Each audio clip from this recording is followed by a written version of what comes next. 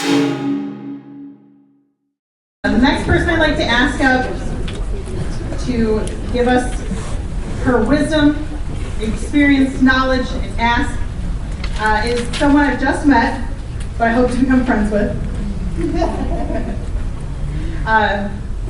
Her name is Julisa Abad, and she is the Director of Transgender Outreach with FAIR Michigan. Let's give her a round of applause.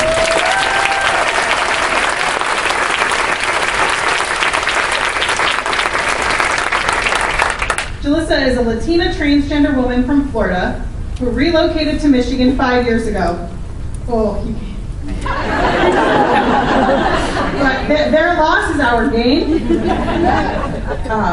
Julisa is a polished, honest, and outspoken advocate for the LGBTQ community, as well as an equality, as well as issues that face the transgender community, including housing, education, victims assistance, healthcare, and violence reduction. She is fluent in 3 languages, including Spanish and Portuguese. We'll request English. I know I am singularly, anyway. So, Julisa knows that advocacy, outreach, and education are the foundation for a stronger, safer, and more vibrant transgender community. Please welcome Julisa Abad.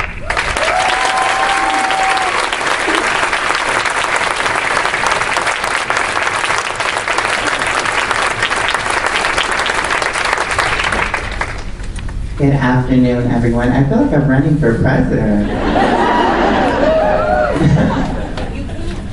Okay, so I guess everybody's wondering why I came here. I came here 5 years ago from Tampa, Florida. I had 2 friends that were here, and I was looking for employment. I realized that having a college education, speaking 3 languages, and being able to walk and chew bubblegum did not mean anything here because, unfortunately, I was transgender. I've advocated for 5 to 6 years, recently got employed with FAIR Michigan. To tell you a little bit about FAIR Michigan, we have been operating for 1 year. It is a nonprofit that is the first in its country to provide a dedicated legal program specifically to convict crimes against LGBT and transgender people. Dana Nessel is the president. I am humbled and honored to say that she's my boss, as well as she was the driving force to start the organization. She was the first in a team of lawyers that fought for marriage equality. She was the one that went to the Supreme Court for marriage equality and succeeded. After that, there was members of the LGBT community that were married that unfortunately couldn't add their spouses onto the insurance, which made her want to increase legal protection for LGBT issues. Right now, under the Constitution, our protective laws are race, color, national origin, and religion. She joined forces with Kim Worley, which is our prosecutor in the Detroit Wayne County Prosecutor's Office. She's a strong advocate and ally for our community, and thus far they both came up with the FAIR Michigan Justice Project.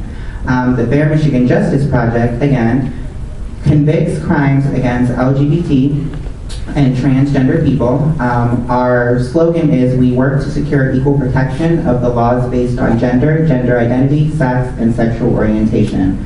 So far, we've prosecuted 5 criminals already that have been convicted and have been sentenced, and we have convicted 1 person for extorting a gay male.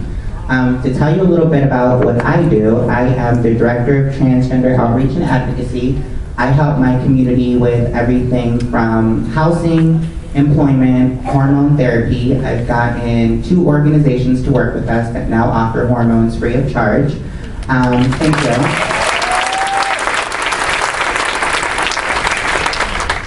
I have found organizations that work with housing trans men and trans women, treating us with respect, calling us the pronouns and the names that we prefer to be called. At FAIR Michigan, we also got the first transgender initiative policy here in Michigan, which basically means if you ever are a victim of a crime and have to go to court to testify, which unfortunately a lot of people in my community did not do because of the lack of respect from police officers, now they have to identify you with the pronoun that you use and the name that you prefer.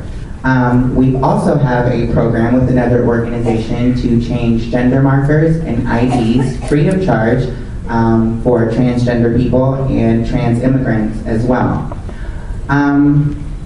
Fair Michigan not only convicts crimes, it's not just black and white. My job specifically, my phone rings 24 hours a day, and that is anything from going to pick up victims, helping them testify, being their advocate, going to appointments with them to make sure that the doctors in the facilities are treating them with respect, making sure that they are housed, helping them find employment and organizations to help them reach employment.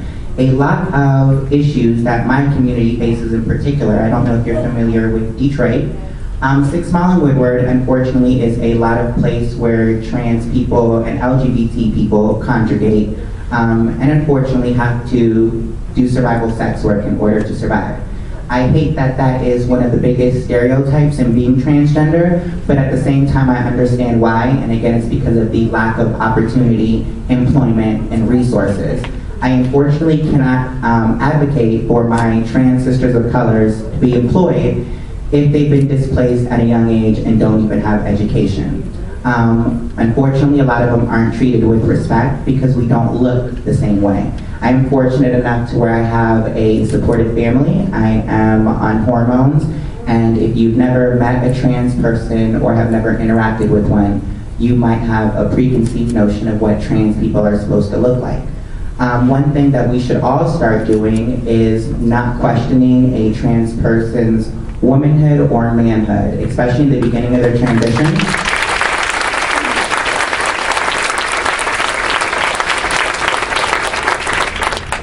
Unfortunately, some of us are not all going to look the same, and we don't tell cis men or cis women because you don't meet society's norm, you cannot eat, you cannot clothe, you cannot get shelter. I'm very grateful for the organizations that we do have in Detroit, but a lot of them unfortunately are ran through grant money that's worded in a specific way to where if you are over the age of 30, you no longer qualify in order to get services.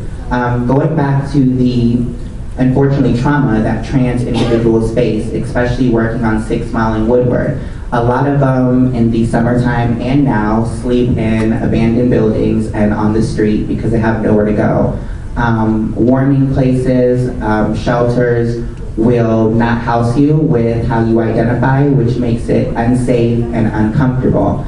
Yeah, there is organizations that help you in the sense of giving you clothing, but if you have nowhere to take these clothes and wash them, how are you taking a shower and getting dressed? If you have nowhere to have an organization deliver your hormones, how are you properly giving yourself the medication that you want, or that you need, excuse me. Again, there's organizations that help with food boxes. I know several trans women that unfortunately are homeless and have nowhere to house these food boxes. A lot of resources are given to trans people, but we are not using the resources correctly.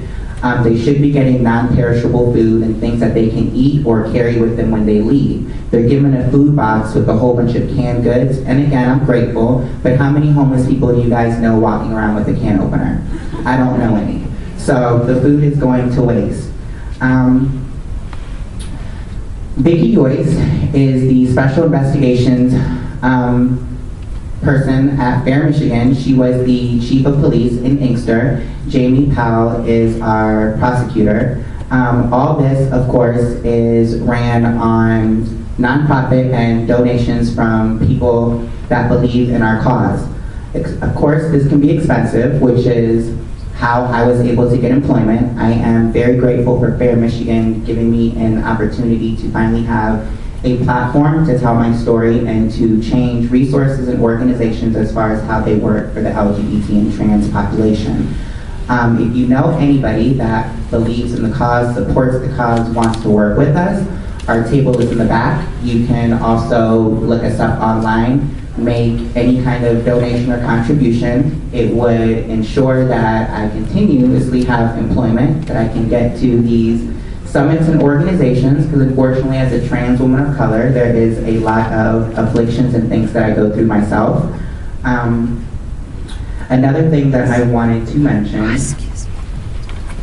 is Jocelyn made a very good point as far as solidarity and unity, which doesn't happen alone. We don't all have to agree with our life choices, but as long as we understand that if we work together, we will accomplish more ground and have more greater good for just womanhood in general.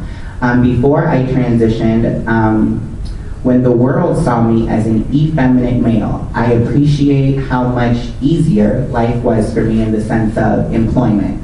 When I transitioned, Julisa Abad still has the same skill set that I had before. I still speak the same languages. I still have the same college education. But now, because I identified with being a woman, I lost all the privilege that I had before.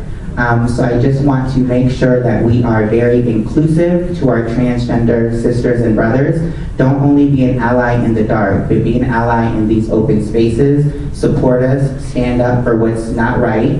And just again, thank you so much for allowing me to come, for allowing me to tell my story. If you guys need any more information on Fair Michigan, we're in the back. If you know anybody that is LGBT or trans, again, I help with everything from housing, hormone therapy, gender markers, switching their IDs. I also go to organizations and offer transgender